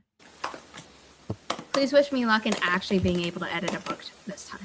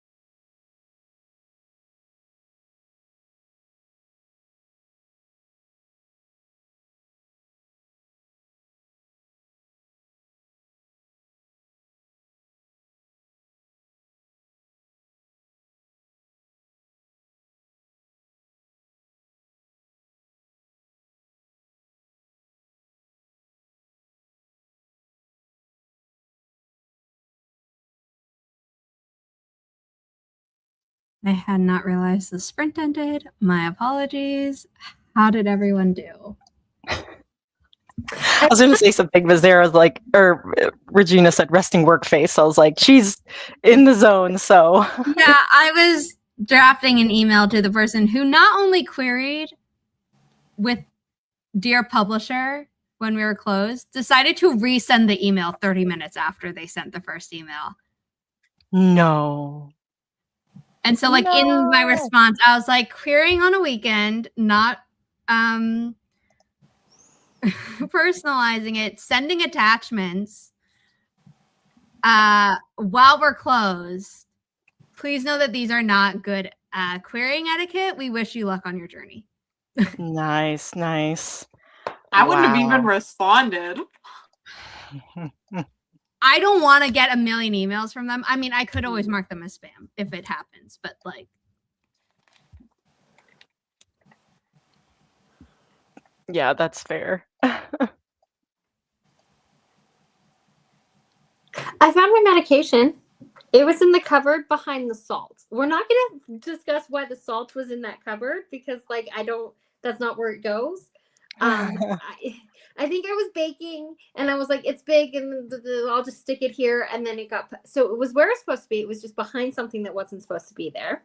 Then my computer died and I don't know where I put the charger because I've been using the same computer charger for my work computer and my personal one. And so it's probably in my bedroom put away, but the kids are still sleeping and I am not going to go in there. Oh yeah, no, you don't break. You don't. You So take you the guys gift are for on what it is. iPad now and I have no idea what is going on. Like in the normal like view, you only saw like a few, but now I feel like I'm here and like the background. Yeah, no, like, they now have front wide camera on devices, and it's like it assumes that that's what you want, and you're like, maybe I don't want that. Maybe I actually want a close up.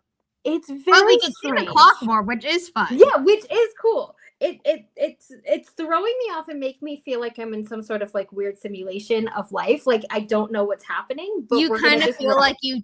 I can't remember whether it's the drink or the cake in Alice in Wonderland, and C.S. Lewis was disgusting. So like, I haven't reread it since I learned that, but whichever one makes you shrink and everything suddenly feels bigger around you. Yeah, that it's totally weird, but that happened. And then I just sat there and I just kept thinking about like, I'm really glad that I'm starting this process of like the revisions by just like making the list of what's happening now, where there's certain scenes that I already know that I need to insert and where I can insert them. And now I'm just like, I'm just making a list of other stuff that's coming to mind too. Then I'm like, I need to do all of these things, but I have no idea where I'm going to put it. So we're stopping on the outline. And now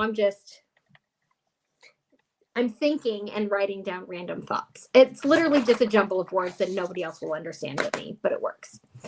And I'm done. You're very productive. I scared finding your meds is the hardest thing. So, but yeah, I was attacking my chores. Our garbage and recycling was overflowing, so I took that out. We had some boxes from packages that were just everywhere, and Sully had been chewing on it, which was good. I was like, you're like a cat, like you play with the box and not the toys, but he does play with the toys. Riley plays with the wrapping paper. Aw. I mean, she'll play with the squeaky, or if a toy makes sound, she'll do it. Also, I'm part of Mythical Society. I'm a Mythical Society member, and one of their like third society tier gifts was a stuffed plush of their mascot Belvedere the cockatrice, and it's like the size of Riley. So Riley attacks that thing, even though it makes no sound. But yeah, normally she loves the wrapping as much as the actual toy. That's fun. I'm gonna jump in because I have to take off to absolutely. But it was nice to see everyone. Thank you for the productivity and People should read The Devil's Waltz and then the sequel, The Devil's Trials, before the third book, The Devil's Ruin, comes out later this year. Yay. Okay, I'll see you guys next time. See you, Jessie. Bye.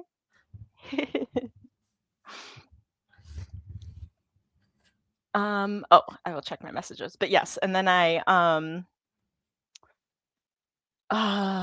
did put the dishes away, and then I scooped the cat litter and refilled it because one of the boxes that had been upstairs for a long time were the new bags of cat litter. So yeah, it was a productive sprint.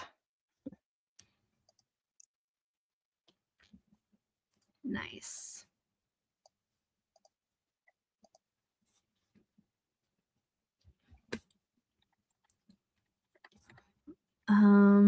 I guess Jess is doing life stuff. How dare she?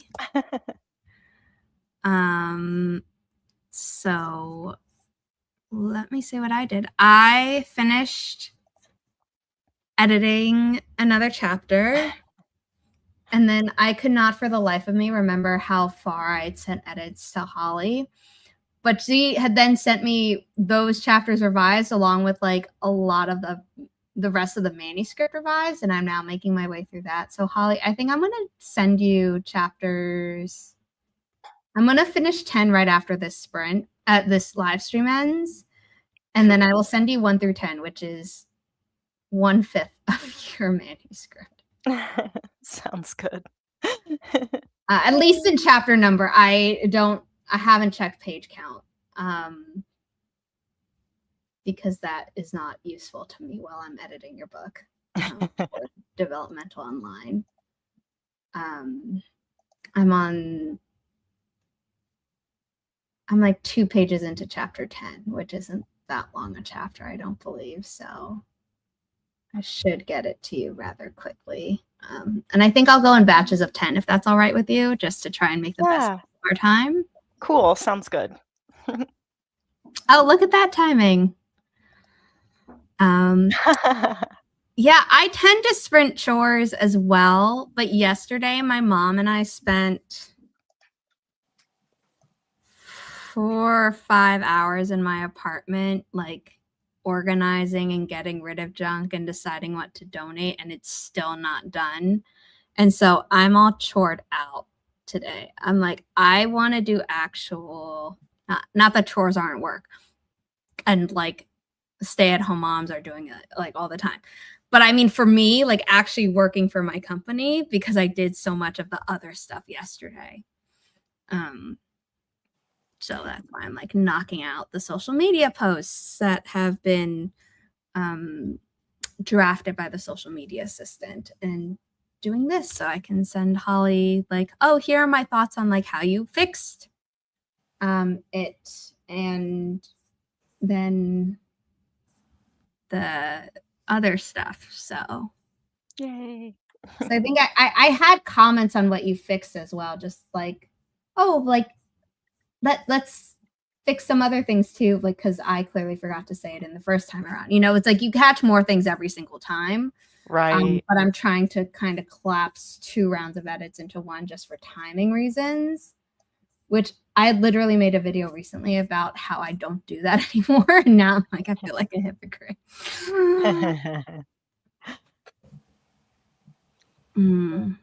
Hopefully it works out. Sounds like it is. I think it will, especially because like you're not like, oh, I'll just wait until I have the whole thing. And I'm like, no, the point of me sending it to you in chunks is so that you are not just staring at the screen waiting. But like you're good at that, so I'm not worried. Okay, Gnome de Bloom. If you would like to remember future streams, you can always check out inimitablebooks.com's calendar tab. And I always have Inimitable Books live streams up. Normally before the first of the month, but sometimes it's on the first of the month.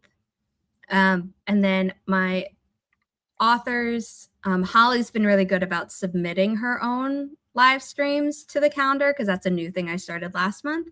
Other authors have had a lot of things going on, so they're not always the most up-to-date in updating their own streams, but hopefully in the future it'll be like, no, here's every stream tangentially related to Inimitable Books, either whether I'm hosting it or I'm a guest on Holly's, or it's just an Inimitable Books creative or author who is hosting sprints. Yes. Yay. Thank you. If you have a Twitch account, we also stream over on Twitch on days that we're not streaming on YouTube. The only day I currently don't stream is on Saturdays. Now, I did, during one of the earlier sprints, sign up for the Storyteller's Hearth that's happening towards the end of March. And we might get slotted in for a Saturday. So again, any streams that are not pop-up streams will be on the calendar. But sometimes, I think one time I did a pop-up stream and some people didn't realize, but I just needed to get work done. So again, setting notifications on YouTube and Twitch are your best way of knowing if we go live, although I understand that sometimes those notifications are wonky and don't tell you on time, which is a pain. So I've been talking to Gnome to Bloom. I did see you come in, Michael. I'm sorry, I think I forgot to say hi, because we're in the process of saying goodbye. So Amara, why don't you do your outro? Okay. Thank you for the. I was actually super productive today. And you found your meds, so that's really good. I did, which means the rest of the day will be I was chaotically productive. The rest of the day will just be like productive. I am a caffeine addicted single mom who writes words and reads books. And the link below, you can find all the places that I talk to myself on the internet. I don't know if I have my threads on there. I'm on there a lot. I will warn you though.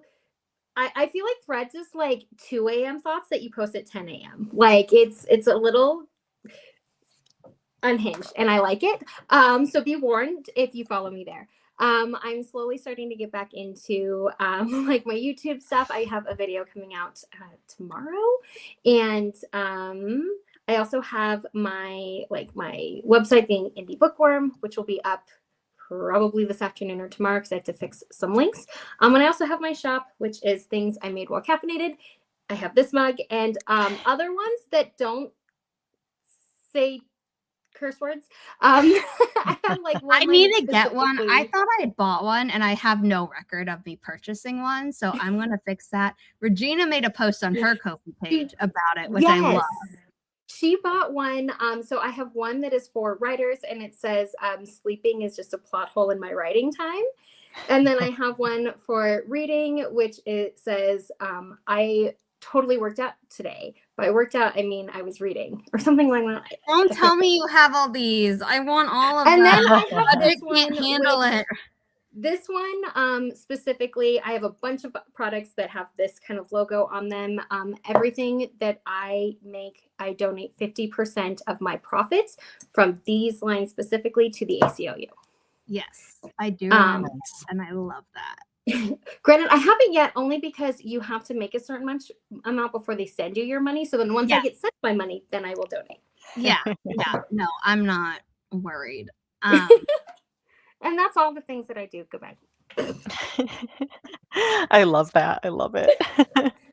Hi, everyone. I'm Holly Davis. I'm the author of A Diamond Bright and Broken, a YA fairy tale retelling. It is available in hardcover, ebook, and internationally in paperback. I don't have any mugs, but there are beautiful and wonderfully phrased mugs by Amara. But yeah, if you're interested in a magically rich tale, that's part Rapunzel, part Cinderella, and all heart, check it out. Zara and I are hard at work on the sequel. In the meantime, if you like hardcovers, you could get the hardcover, which has an exclusive scene for the print edition. It is also in the international paperback. The international paperback has a version of the first chapter of book 2, but it might look a little bit different in the final version of the book. The hardcover has pretty things under the dust jacket. We mentioned earlier there is a rainbow crate edition. Holly, if you want to show that off, which is gorgeous. And you get the original dust jacket underneath it, but then Rainbow Crate did that other art on top of it. You can buy it here, it's like I think half price compared to what it was originally. Same great book inside. Also, if you are in the Chicago area, right? At the end of this month, you can catch Holly at this event. Again, it's on our calendar, where she will be selling both hardcover versions, the Rainbow Crate one and the other one, but she'll be signing them. So that's fun.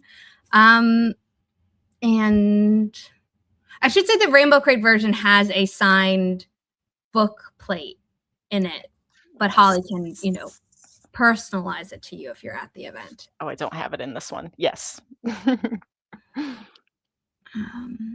Yeah, another beautiful cover. Yay, Inimitable thank Books, we love pretty covers. you.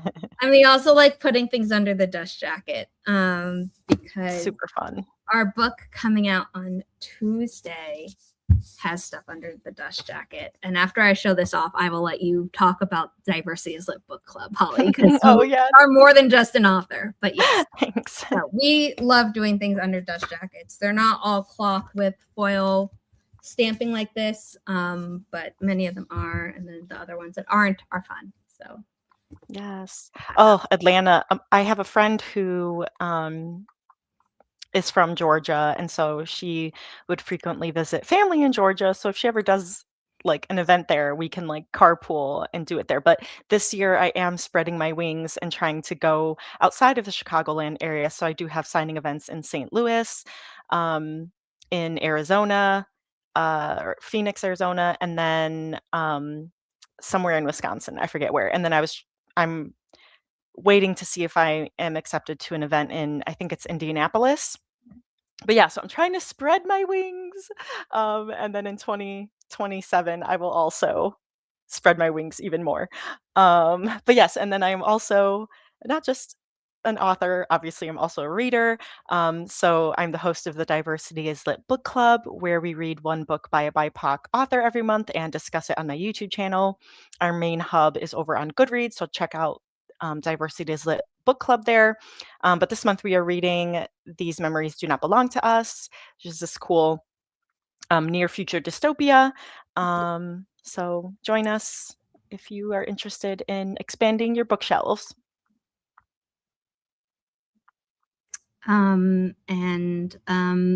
Jess the Hex Library has a link tree, which I will pop up because I think Jess is just doing life stuff. You can follow her there. YouTube channel is linked down below, as are all the other co-hosts.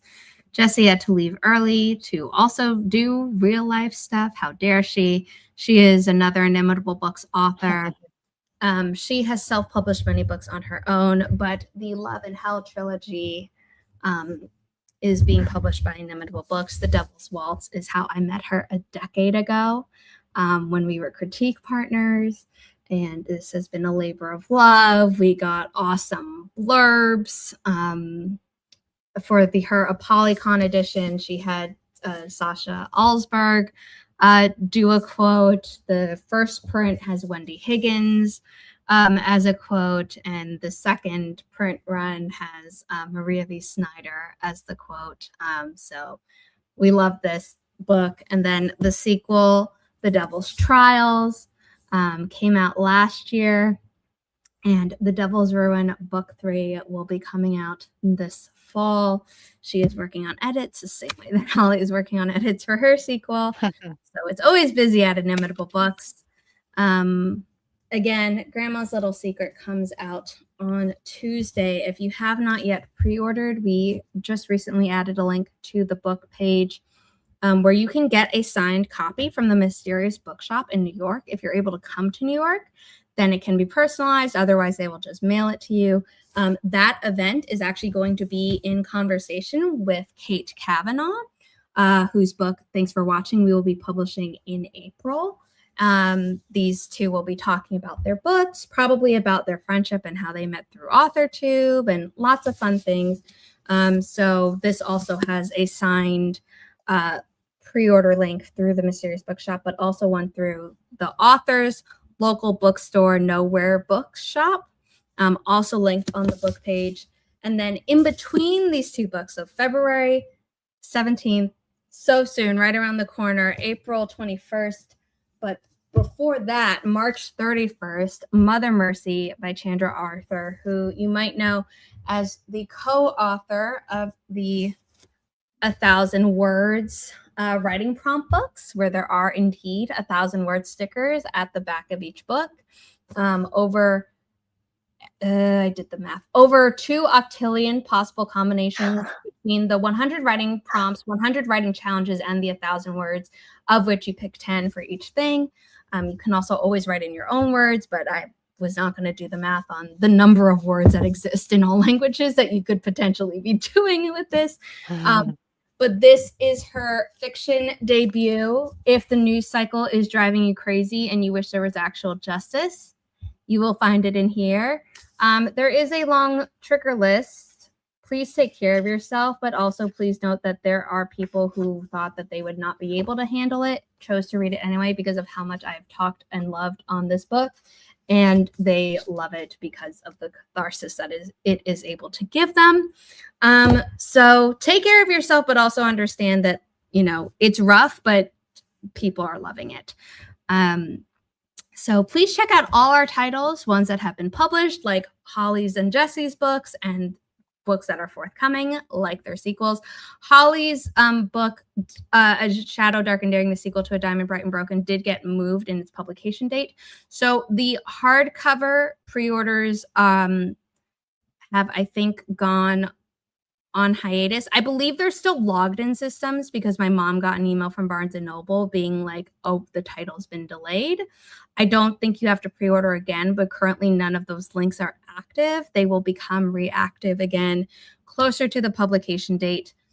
You can, of course, pre-order the ebook and show support that way. But if you are someone who prefers hardcovers or can afford a hardcover and are on the fence, you might want to wait until those hardcover links get shared again by Holly and Inimitable Books, because that tells bookstores like, hey, we're interested in this book.